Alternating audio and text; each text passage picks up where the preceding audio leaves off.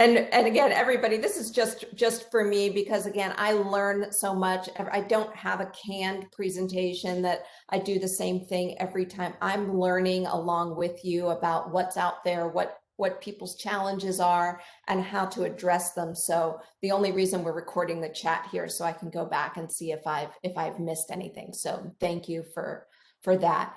Full days of virtual meetings. We're sitting here, right? And we don't have any way to give ourselves a break, right? We're sitting here, and you don't have those same natural breaks, right? Where you would get up and walk to the next conference room or get in your car and drive somewhere or walk down the hall and grab a coffee on the way and chit chat with somebody. And so those natural breaks in our days that we used to have are gone. And it's exhausting. And I see a couple of people on this meeting here who I know we were talking the other day, and we all had another meeting coming up right after. And we're like, please, can we end this right now? We're texting each other, right? Because everybody's doing that. They're all texting each other during this, things that aren't going in the chat. Like, could we please stop this now so we can all get a nature break before we start the next meeting? So I get it. And I think the other thing that is a challenge is what is the video meeting for? I don't know about you all, but please, again, throw some stuff in the chat or raise a hand. Again, this isn't just about me talking here. Are you finding that people are defaulting to video meetings rather than just picking up the stinking phone or shooting a note?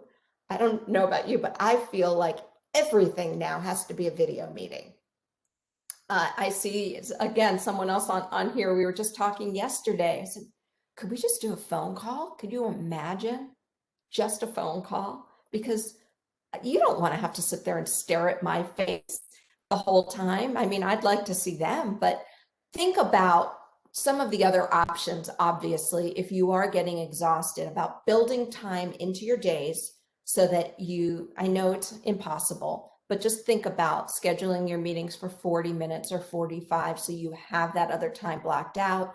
Perhaps ask a colleague, hey, could we do this as a phone meeting and we'll both take a walk while we're doing that? I think that there may be some other options. Now, if you are somebody who is scheduling a lot of happy hours or networkings, or you're a part of these, I think what I'm hearing from a lot of clients is that they are exhausted by these.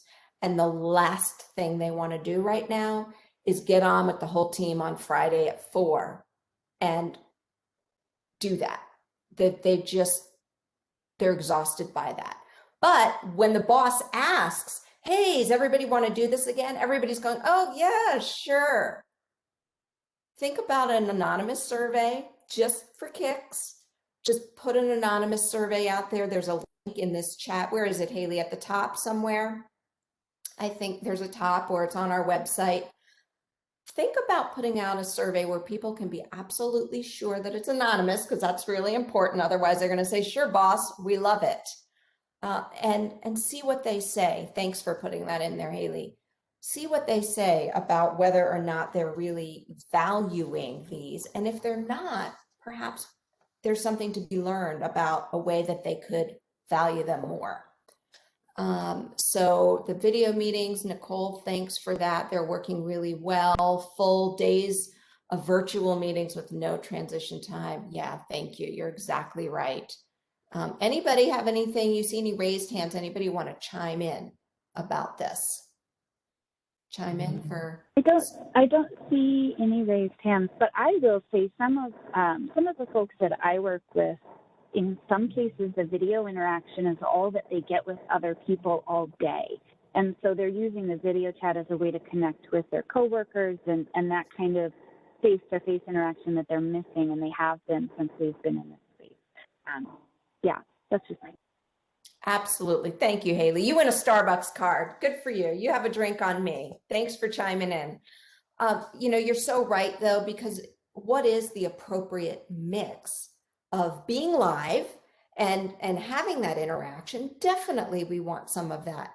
But for those of us who are doing this morning till night, what can we do to help mitigate some of that exhaustion a little bit? Just because you never know. I mean, I hear we're all going back into our offices. No, we're not. Yes, we are. No, we're not. And so I think people think, okay, this is about to end, so it's fine. And then we see a spike. Who knows, whatever it is, I'm just asking to find ways to protect yourself from that exhaustion in any way that you can. So here's a few things that we're going to cover that I've thought of. But again, I want to keep seeing chat or raise your hand about anything that you want to cover. So let's start with virtual expectations. This is really important when it comes to these video meetings. I hope that you all saw the virtual expectations. Haley, you sent those out to everybody who was registered. Now, when you're giving a presentation or just you're the one setting up a virtual meeting, letting people know what to expect from that meeting.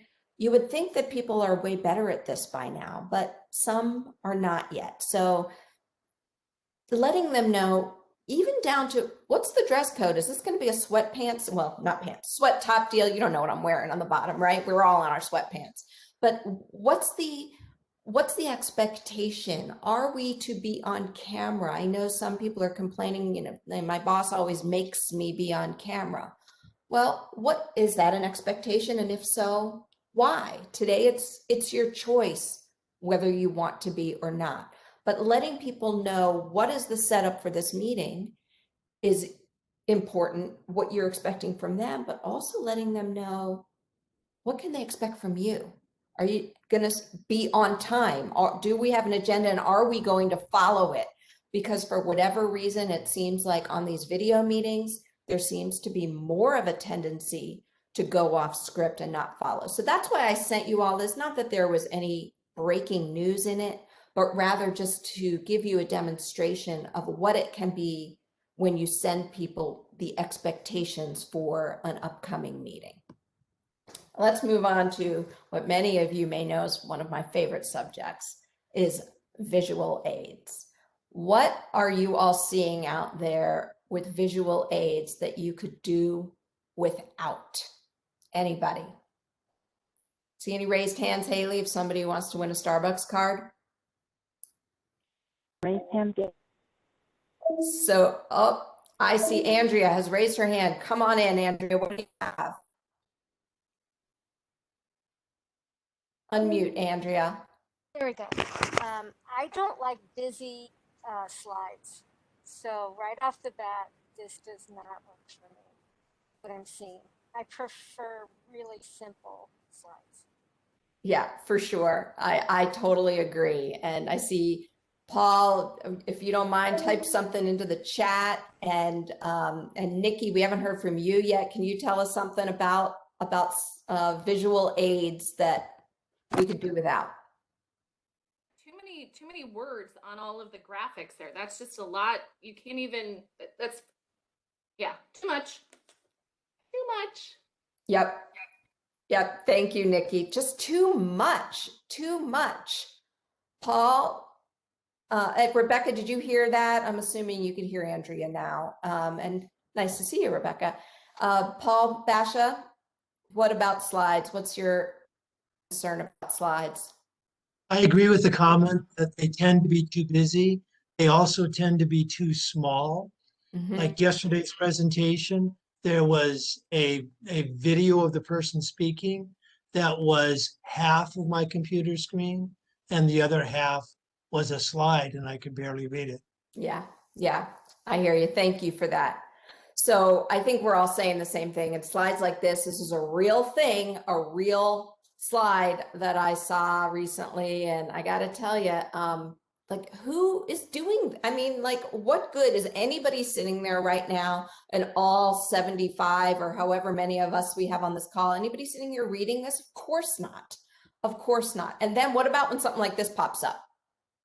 No offense to my friends in ops, but really, I mean, you've all seen it happen, and you would think at this stage in our video meeting prowess, we wouldn't see this happening to people anymore. But unfortunately, it definitely still is. So just watch watch when that happens. So from what you all just said, this is not a slide that you want to see, right? It's just, there's just too much going on. What I used as my slide was this to refer you to the worksheet.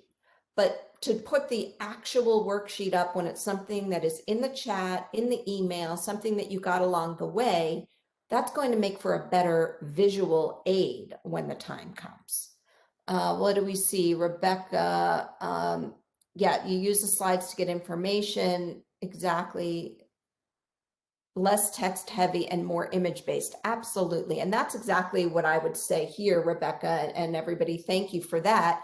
You want to look at your slides, not as your own notes and not even as the notes of your participants, but rather visual aids. Are they aiding visually? Y'all may want to refer to the worksheet I sent out. It looked kind of like this.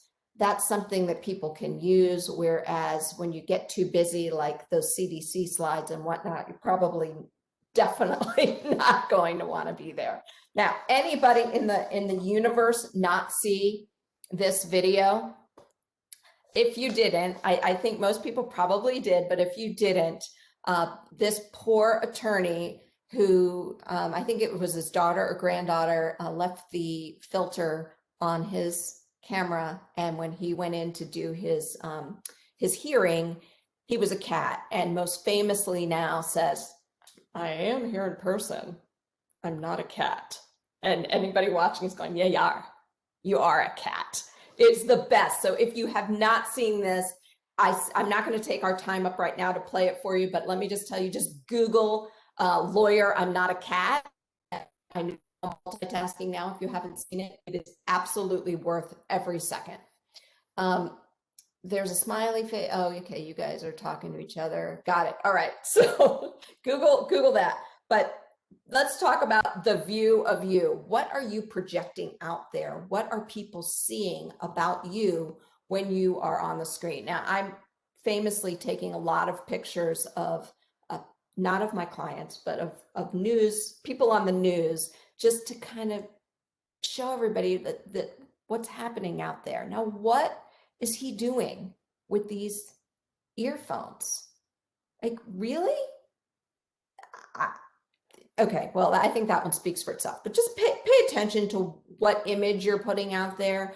I have started a campaign advocating, and if anybody knows are out there now, but I'm advocating with Apple to produce skin tone earplugs. I mean, AirPods, because, you know, you don't need to be doing that on TV. This guy knows what he's doing. He's got it right. Even if you do have one in, kind of angling yourself. So just think about, do you have a neon colored headset on when you are trying to project a professional image? Like, what do you have going on there? I think everybody on this call knows better. This is me, uncut, doing what I'm seeing a lot of people do here at the top, is just putting your face right up in there where it doesn't belong, or being backlit. So again, I think maybe a lot of the people on this call know what to do and what not to do, but if you're looking to coach some of your team members, think about what is possible and what is not necessary. A lot of us are sitting in front of windows, and so if you close those windows and put some light in front of you, you don't need fancy lighting. Just bring a lamp over there so that you can light the front of yourself. And again, still, even on TV, people are kind of getting all up in there where they don't belong.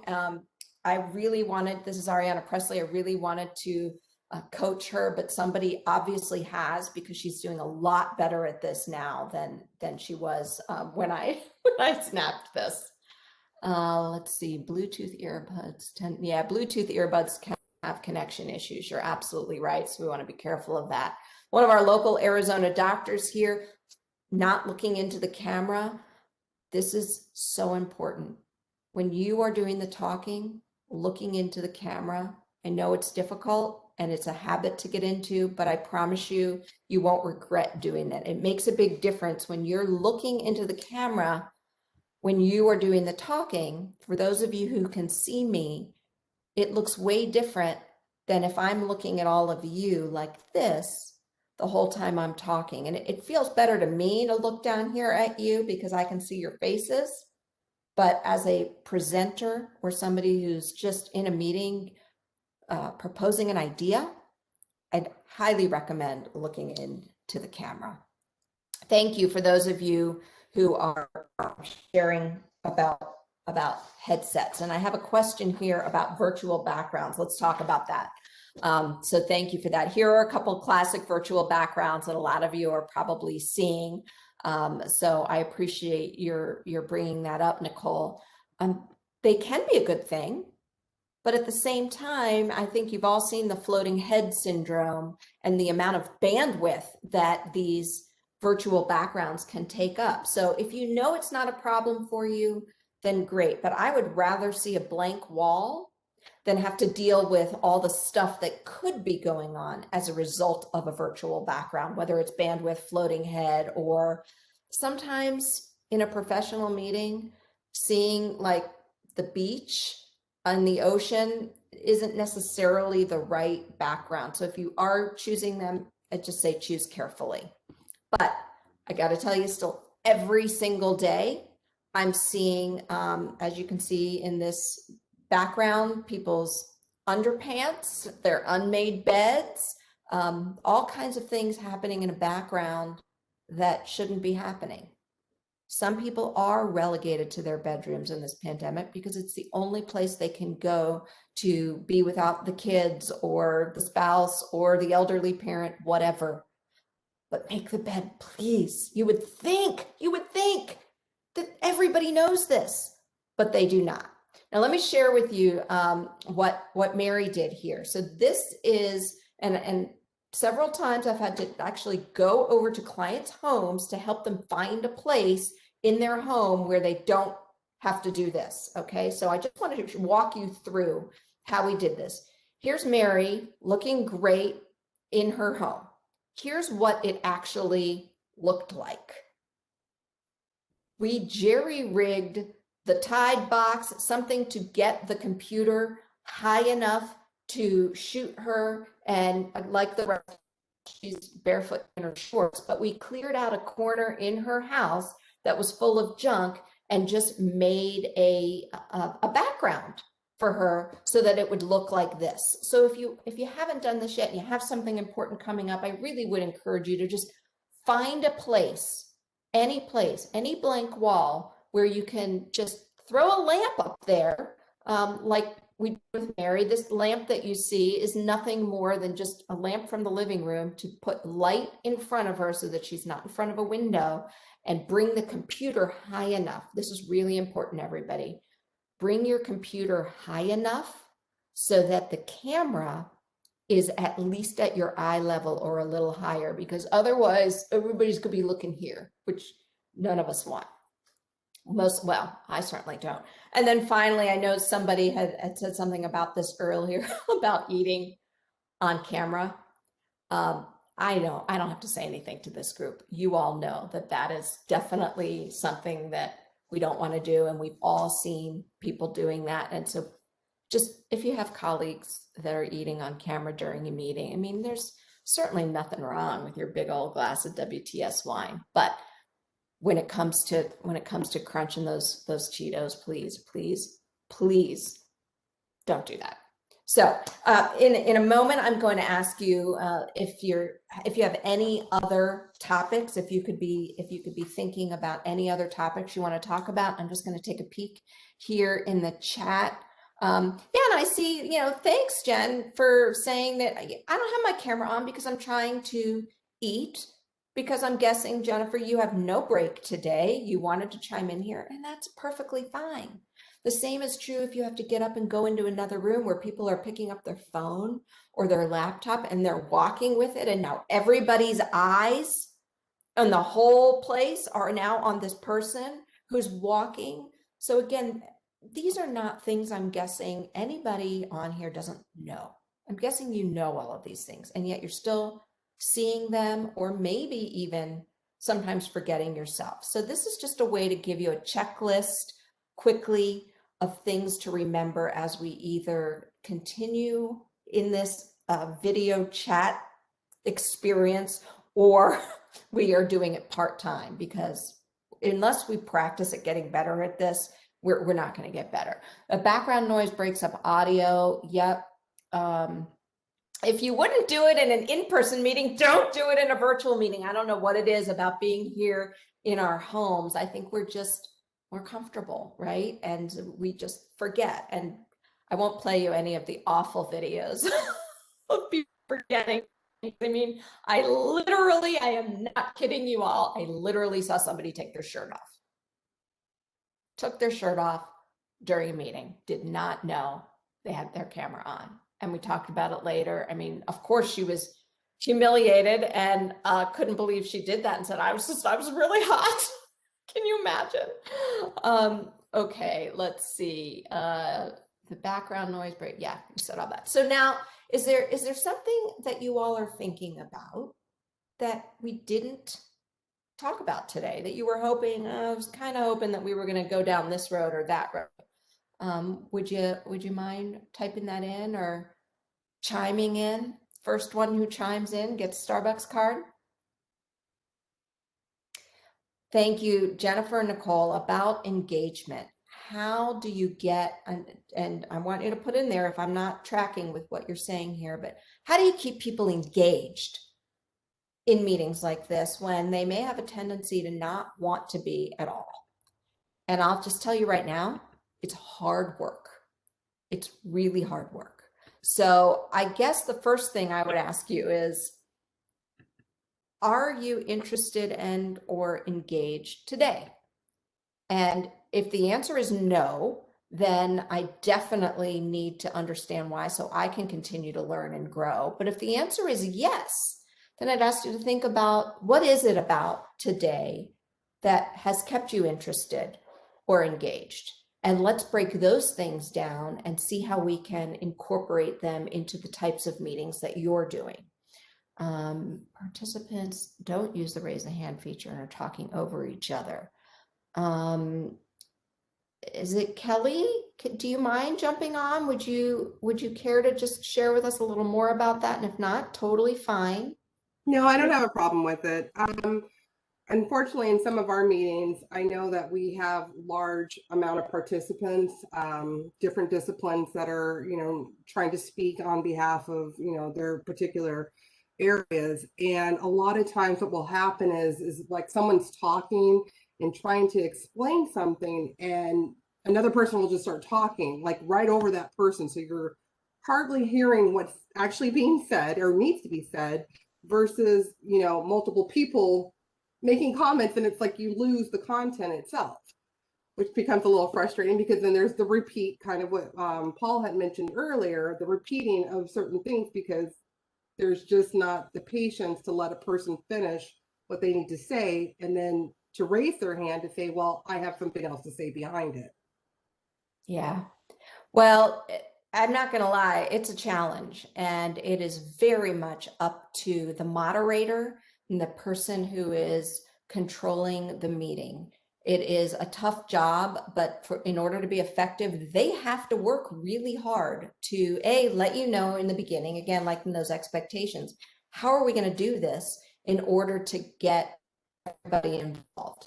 So watching the chat, watching the hands, doing all that. Now we know that everybody on this call is experienced enough to know how to use their mute button, and we haven't had any problem with that.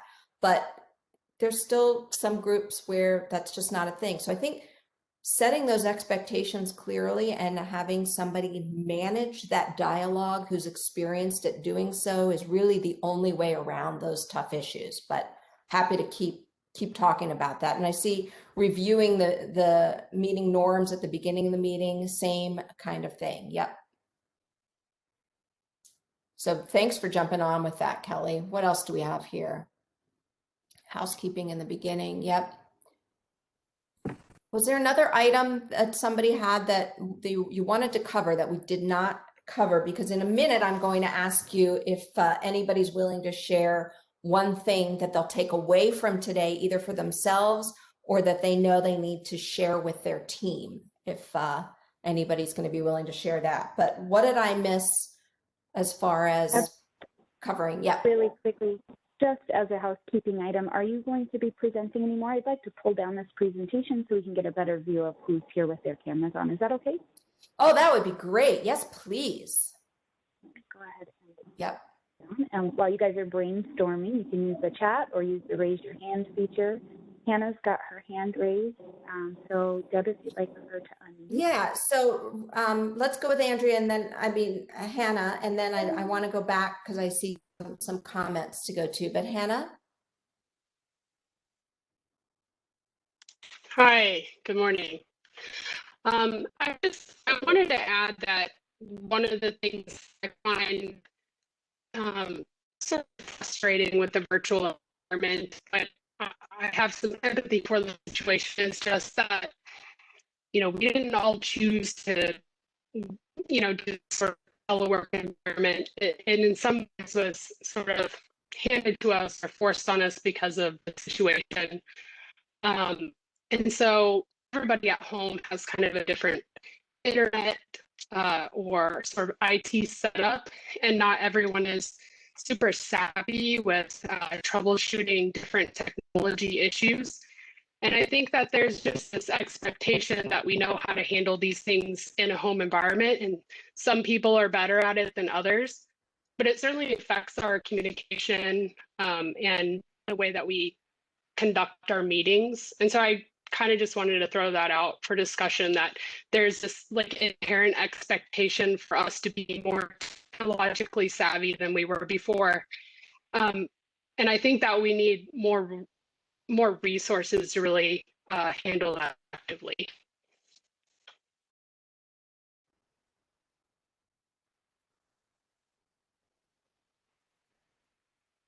Well, thank you, Hannah, and it's nice to see you. And again, congrats on your new job. I really appreciate your bringing that up, and I think you're right. I think you know, there was a big struggle in the beginning. I know we got a lot of calls with people saying, "How do we do this? What do we do?" And then people thought, "Oh, it's going away. We'll all be back." Do you remember the days when we all thought we'd be back in our offices, like last June or August? And so I think then people kind of let it go. And then they said, we're going to be here a while, and they were working on it again. So Hannah, I think, you know, that feeling of how soon do I need to get great at this, and what are the expectations, are very real and very understandable. And I hear what you're saying. And all we can do, I guess, at this point is things like this, where we keep trying to figure out what will make it better. But I feel your pain. It's definitely a difficult situation. So thanks for sharing that. I see that we have a comment about talking with your hands, and that's bad. We deal with this a lot with regard to in-person presenting as well. And I think it's probably one of the most common concerns we hear from people when they say, I talk with my hands. Isn't that bad? And the answer is, I don't think so. I mean, if you're doing something weird, then of course, right? And if you're doing something weird, then I would certainly let you know. But with regard to just expression, I guess the question would be, is it weird right now? Is it weird that I'm talking with my hands? And so, Andrea, I'd be happy to talk to you more about that. Again, unless you're doing something weird, using your hands on screen to me is not a bad thing. Jennifer, you look like you're agreeing. Jennifer Toth. Can you hear me, Jennifer? I definitely agree. I'm okay, a big let's hand see. What talker, else? So yeah, well, thanks for sharing that. I mean, you know, again, unless you like have like a weird thing, I know a lot of times just out of nervousness, people can do weird stuff with their hands. I mean, this is a real common one that we talk about in our seminars about, you know, it's just a natural animal instinct to cover your neck when you're feeling nervous, or people doing weird things. But as far as expressing yourself with your hands, again, I'm not perfect, everybody. I want to hear either if you're comfortable putting it in there or call me later. If you're seeing something that I'm doing, I want to know about it. So if hand gestures are a weird thing, let me know. Otherwise, let me set you free to use your hand gestures. All right. What else? else that you were hoping to talk about today, things you're seeing on your calls, in your teams, things that we should talk about, anything. To those, how did you get your lighting computer set up to illuminate the screen reflection so people can see your eyes? I'm just kind of watching you all visually as I screen through here. For those of you who are on camera, can you all see my eyes? Can I see some nods or some head shakes? You can see my eyes. And so, Ellie, nice to see you. Is there anything that I should know about as far as people seeing eyes? I know that sometimes people have a tendency, even in live trainings, where they have their glasses in such a way that it's really interrupting the eyeball for the viewers. So as long as your glasses are all the way on, and Nicole, if there's something you want to tell us about what it said on YouTube about eyeglasses. Nicole, Sure. thank you. So I'm not doing it now, but I sit right in front of a big window in front of my dining room. So I've kind of been meaning to do this, and you can check out anything you want to know about virtual meetings, good, bad, and indifferent on YouTube.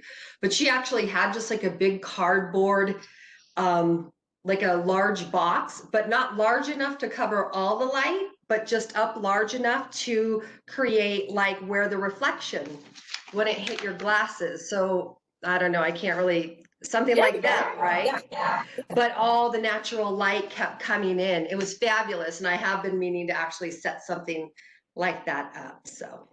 Oh, that's great. Right? Yeah, that's a really good idea. Thank you. Oh, you're welcome.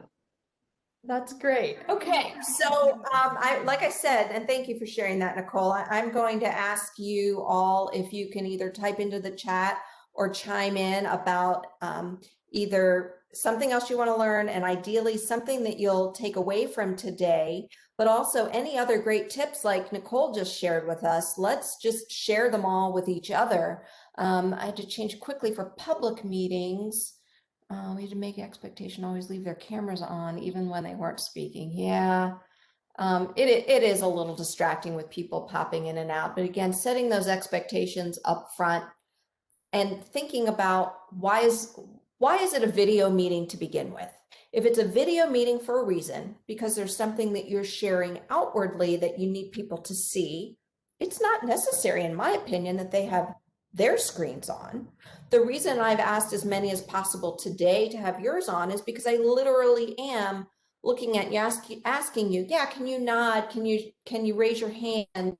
This is a conversation, but I see so much of presentations where people are just sharing a PowerPoint and that's it for 45 minutes. And they're making everybody sit there with their screen on. Why? Why do that to people? I personally, and again, I don't want to offend anybody if that's what you're asking of your people, but I would just encourage you to think about why are we doing that? And as far as, I think it was Rebecca who was saying, you know, how else can we step up our game? Nicole was kind enough to share that there's a lot of great tips on YouTube. Of course, I'd love to see you come work with us at Distinguished Communications, whoever's interested. Not only is this just a quick sweep, I mean, I'm just like racing through a few tips and ideas and seeing what you all want to talk about. But if you do want to get more in depth, obviously, we have a lot of different options to do that, whether it's working with you privately or joining into one of our seminars, not just about virtual presenting, but about how to reintegrate yourself back in front of people. Because remember, everybody, we haven't done this in a long time. It's going to be well over a year. If you hadn't done a live presentation already for a few months before the pandemic with the holidays and all of that, you could be getting into 18 or 24 months since you've been up in front of people. And as I'm getting back into the classroom now, people are more nervous than they expected they would be. So we can certainly help with that. And as well as for this group, I just wanted to point out, I see we have gentlemen on the call as well, but if you haven't been through our assertive communication for women, it's just a 1 hour. That's something that people find really valuable, especially in the industries that so many of you are in these male-dominated industries. It's not something that men can't participate in. In fact, a lot of men find it helpful to understand some of those communication gaps that can happen between men and women. So if I've stalled long enough by telling you about some of the other things that we have to offer so that you've had a chance to think about what are some of the things that you may take away from today or that have you thinking about. And I know we're all going to challenge Nicole to get that cardboard put up, right, Nicole? So that we can see what that's like. Anybody willing to share live or in the chat something that you'll take away from today? Anyone? I'm looking, I'm watching you. I'm seeing if anybody looks like they might want to share. Anita, thank you. Look into the camera. Yep. Anybody else? Hot tip. Scheduling 45-minute meetings. Yeah. Only to keep it. Yep. One more, somebody. Something you'll take away from today. I've given you nothing to think of. Ellie, thank you. Using the hand raising and reactions more. Thank you. Yeah, set those parameters at the beginning of the meeting. You would think that that would be a no-brainer, but as Hannah suggested earlier, we've all been thrown into this, and stopping to sit back and go, okay, what can I do to make this a better meeting for everybody's experience? Changing your background. Yep. Wonderful.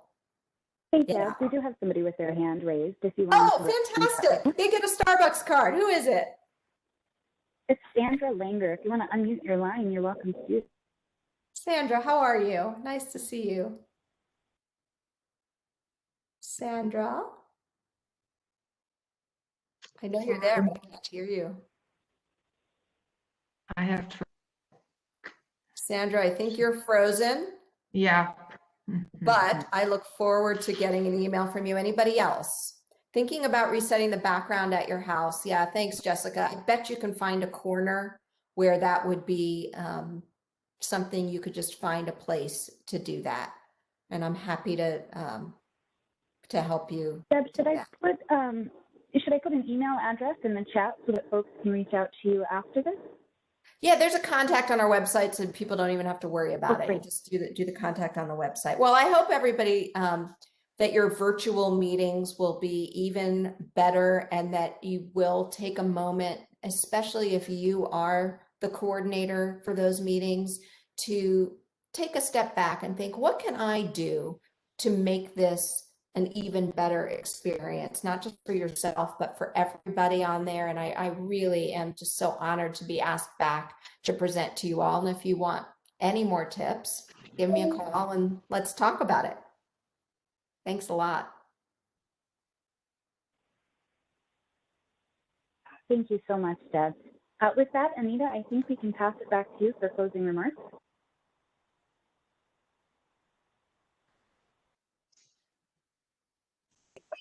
Just got to make sure I'm off mute. Thank you so much, Deb. They're such great tips. And if you don't mind, if I could share something that I've learned. So Deb was very gracious in giving me a session after, around the time of our award ceremony. I am not a natural speaker at all. So Stop it. Natural, like I'm learning. It's a skill set you can learn. And so I do appreciate it. But there's two things that I came away with that you didn't speak of today. It's slightly different from what we've talked about, but well, I should say the biggest thing, looking into the camera. I didn't realize that I was not looking into the camera. Look into the camera now. There you go. There you go. Isn't she beautiful, everybody, when she does that? Second, this is a very unique presentation. It's a large group of folks that I'm constantly introducing new presenters. And Deb really helped me to edit my script and make sure that I was presenting information that really the group wanted to hear. And there's always other places that we can find out about our presenters, like LinkedIn and other contexts. But really, what's the purpose of us meeting together and not spending so much time. So I don't want to get too wordy on this, but that defeats the purpose. And then lastly, you know, doing homework before a presentation, talking to who's our guest, talking to who's presenting to see what they want to bring out of it. If there's any kind of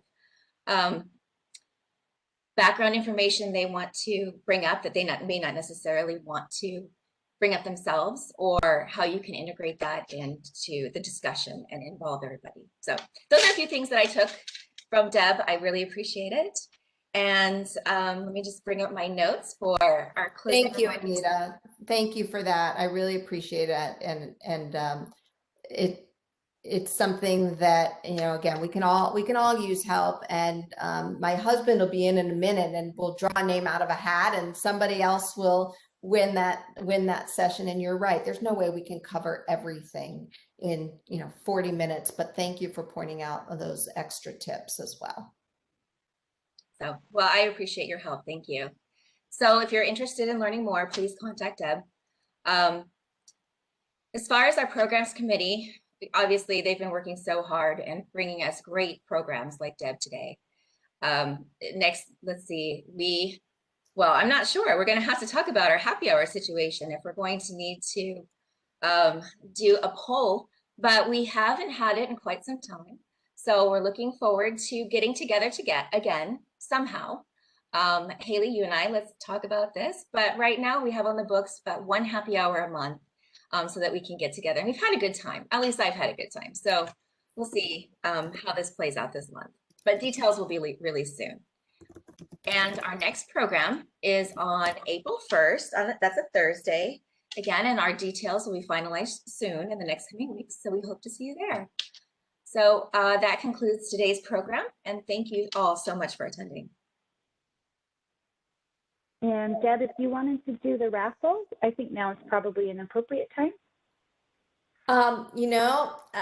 He's not here, and so I'm going to do it, and I told him like in 15 minutes. So I'll do it later, and I'll accost somebody online. Perfect. Sounds good. All right. Thank you, everybody, for being here. We'll see you in a month. Keep an eye out for your email for the virtual happy hour right now, slated for March 18th. We'll talk to y'all soon. Cheers, everybody. Thank you. Bye-bye. Thank you.